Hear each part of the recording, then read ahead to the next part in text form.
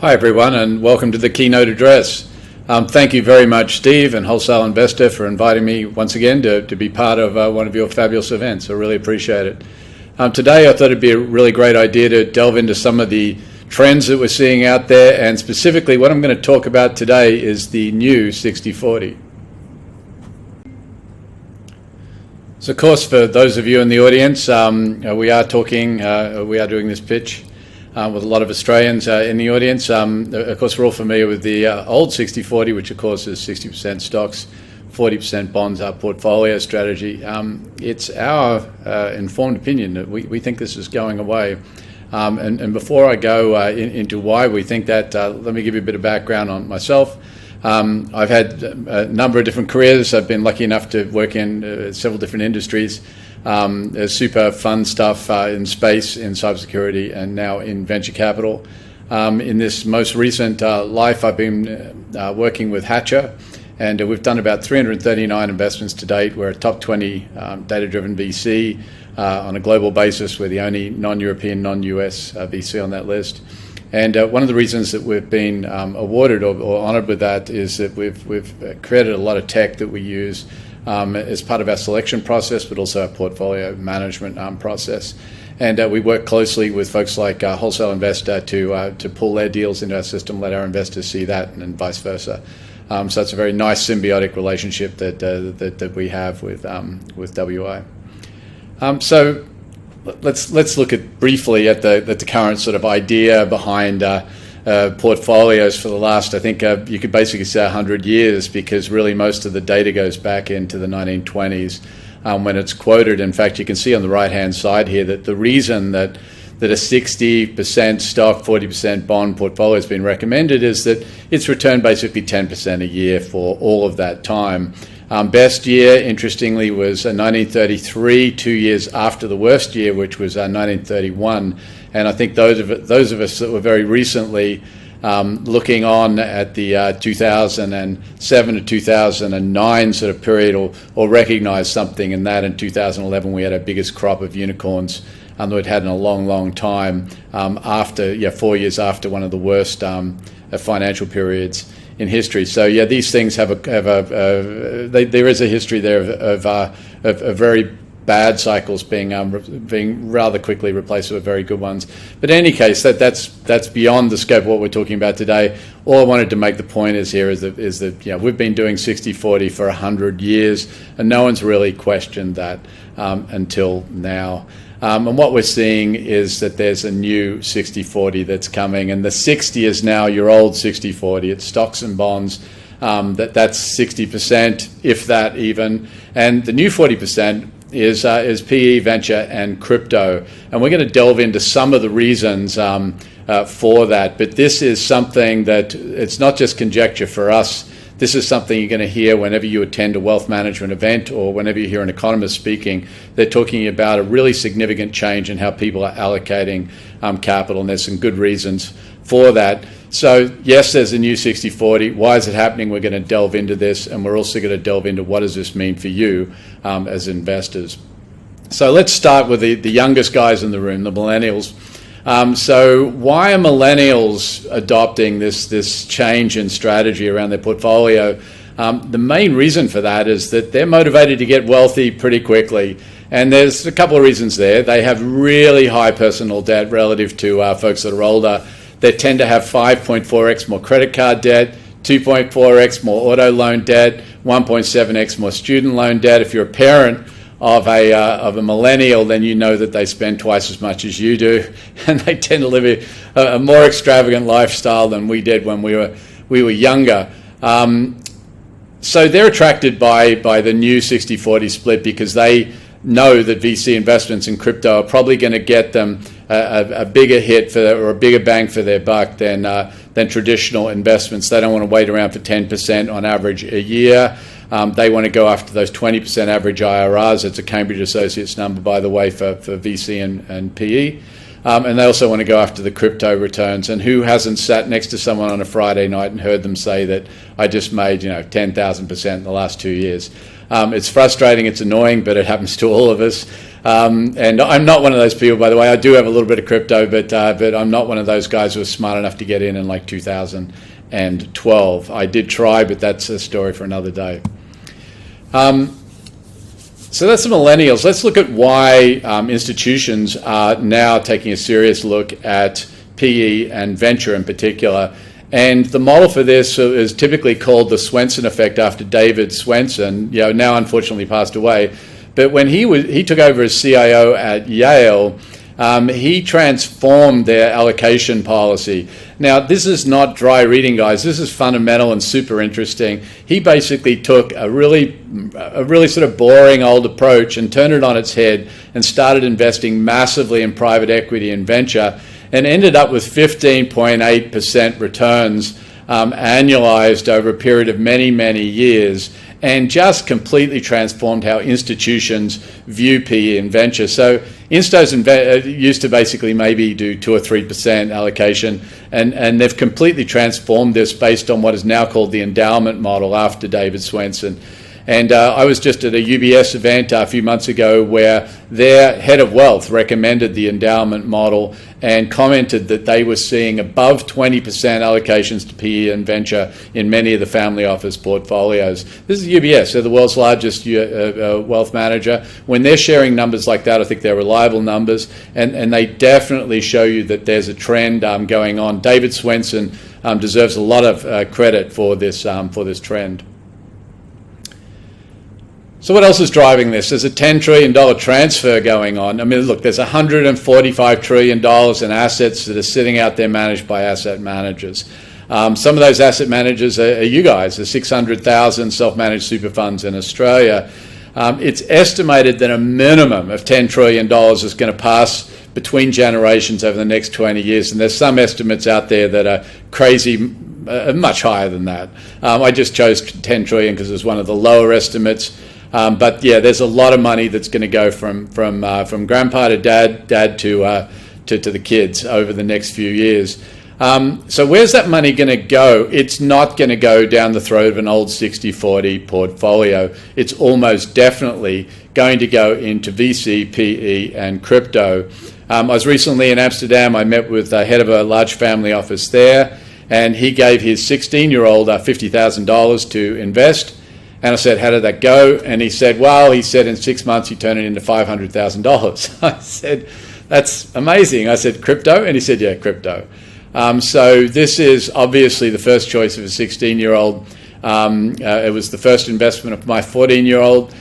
So the younger the family office principal, the younger the CIO, the more likely they're going to have a crypto stash, but that has just been made far more likely now, we'll talk about this in a second, by the fact that there's now ETFs coming out on this security, which is going to radically transform that. And a lot of people think it's going to drive cryptocurrencies much higher. I would agree with that. I think it stands to reason that once you have large institutions backing it, just like we talked about with venture just now, that's going to have an effect.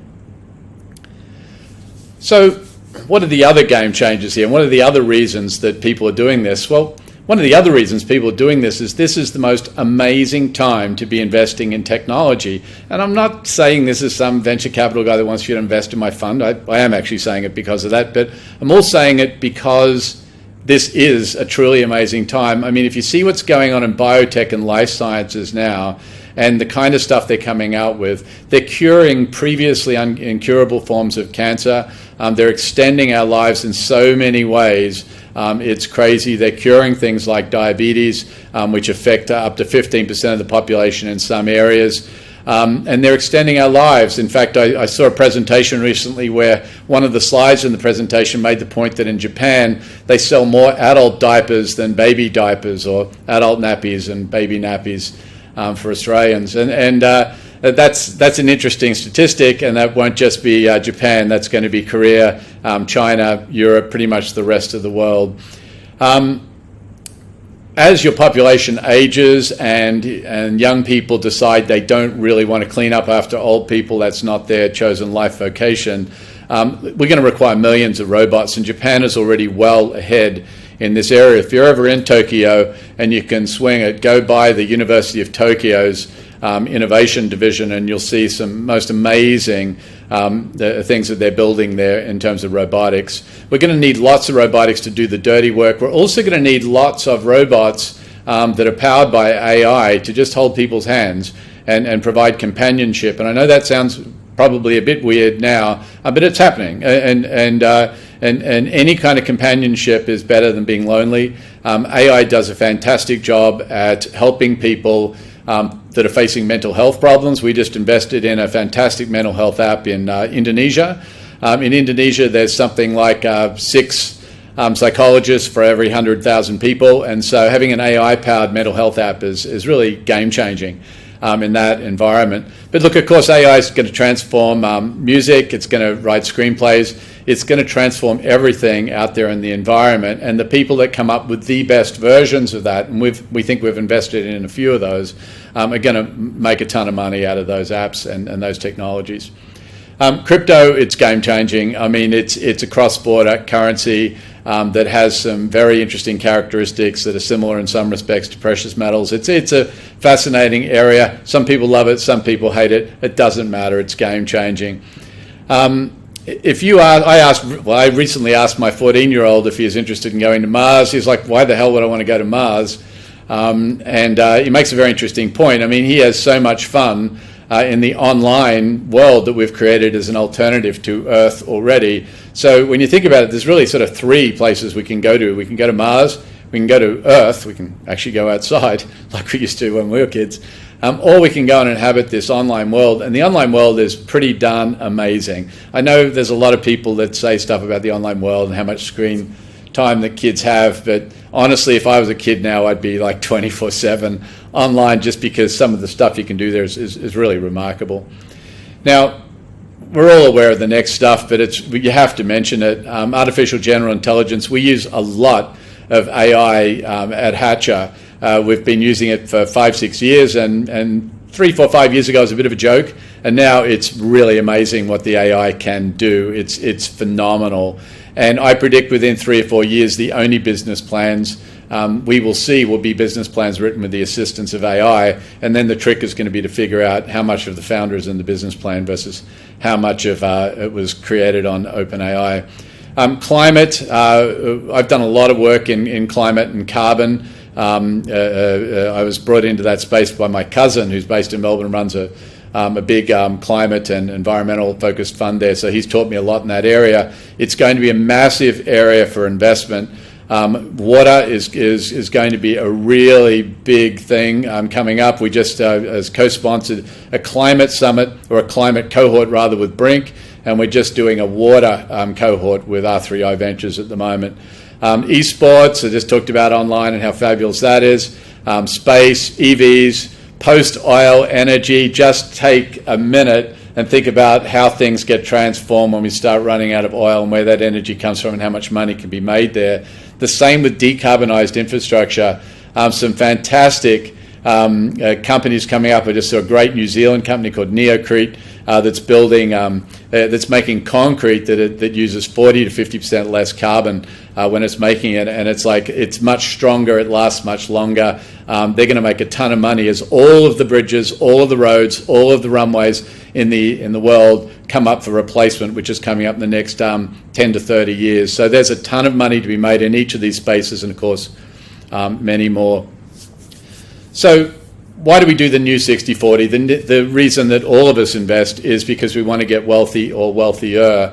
Why do millennials do it? Well, for millennials, they need to get something more than the salary they're getting. They need the ability to invest. And just a quick side note here, this is why I get so frustrated by legislation or regulatory moves that attempt to push up the way that a sophisticated investor or wholesale investor, in Aussie terminology, gets rated, because I just think it's an awful idea to push younger people out of the away from the ability to invest in startups and things that can really significantly increase their chances of getting wealthy. And look, the need to get wealthy is they have high personal debt, as we've already talked about, but also their costs going forward are significant. Buying a house is a much different proposition than it was even 20 years ago. Having more than one kid has become so out of reach for so many people now in Korea, in Japan, in Singapore, in many parts of the world, that most people are having one. It's just too expensive. So if you want to have more kids, then you need to be a wealthy person. I actually have a side hustle that's a startup, and two of my co-founders and that have 8 kids each. Why? Because they're wealthy people. So they're able to have a large number of kids and carry that cost. The other reason you need to be healthy is that you're going to face a much larger tax burden in the coming generation as a millennial than we previously faced. We cannot go on with the unsustainable level that we are now. We are going to face more taxes. Having a second passport is probably a good thing to think about because of that. My son has 3 passports. God bless him. He's going to have many choices in his life. And my daughter has 2. My son was lucky enough to be born in the US, so he has that extra one. Sustainability of food and water is going to require location flexibility, which again is an expensive proposition. And then you've got the other stuff that's coming up. So if you're a smart guy now, if you're really good at what you do now, you may have 10 really good years as a programmer. But after that, you may find some challenges with AI coming up and stealing your job. And that's for programming, that's for psychology, that's for some of the most deeply difficult jobs to do. AI turns out is really, really good at those jobs. So that's the new 60-40. We think it's a potential faster path to wealth. Capital is abundant right now, but the other reason people are going in the direction of venture PE and crypto is stocks and commercial real estate are looking pretty toppy. Commercial real estate has a bunch of other challenges in that no one in San Francisco turns up into San Francisco on Monday or Friday anymore, and sometimes they don't even turn up on Tuesday, Wednesday, and Thursday. So if you're a sandwich shop in downtown San Francisco, you're in a pretty crappy world right now because you just don't have enough customers coming into town. The other problems are inflation could reemerge. Your stocks and bonds aren't typically a great hedge against that, but if you're earning 20% from your alternative investments, that's a pretty good thing to look at. The other reason 60-40 is something you can do now is because there are all these ways to reach opportunities. So Capital HQ from Steve, Hatcher FAAST from us, these are places where you can go and source for deals. We're just about to release the Hatcher Top 100. You can log in, you can find the top 100 startups in the world as judged by our AI engine. Steve, maybe we should talk about putting that up on Cap IQ as well, and we can share some deals there. So the other reason that 60-40 is appealing is that millennials, yes, they've got a lot of debt. Yes, they're facing some issues with potential future tax burden, but they also kind of know that they've been more potentially de-risked than anyone in previous generations because their parents are wealthier than previous generations. So buying into crypto startups and things, if they have a few reversals on that, it's not as risky as it would have been for people maybe 20 or 30 or 50 years ago when it would have been consequentially more risky. Right now, there's a little bit of de-risking going on there because they know that $10 trillion that I talked about earlier is kind of coming their way sometime soon. So that's another reason why it's a lot easier to look at doing the new 60-40 instead of what it used to be doing the old 60-40. So let's finish on how we can participate. The crypto world is now accessible by ETFs. You can just buy from someone that you've heard about or from a name brand firm that you trust. As I just mentioned, VC opportunities are easier to find and research than ever before. You can use AI to research them. You can use various platforms that are out there to look at their deal streams and invest. There's another thing that's changing as well. It used to be founders would very much gravitate towards VC firms, but what they've since discovered is that actually family offices have a lot of DNA, a lot of entrepreneurial DNA. And so if you have an intelligent family office, the capital could be more patient capital. The guys running that capital might actually be smarter than some of the VCs that you meet. So there's a lot of capability here that the family offices bring to the table that is very competitive with what the VCs can bring to the table. Lastly, funds, trusts, SPVs are easier to set up than ever before. If you want to set those up, you can set them up on our platform or other platforms in days. Government incentives may be available to you if you set up the right structure in Australia. So it's easier than ever before to go from being an angel investor to being a VC and to enjoying that whole process. So hopefully that's a brief and helpful overview of what we see coming in the new world of portfolio weighting, and how some of the investors that we're interfacing with are thinking about that new world and where they're putting their money. Steve, team, thank you again for the invite to be part of this great event, and thank you all for listening.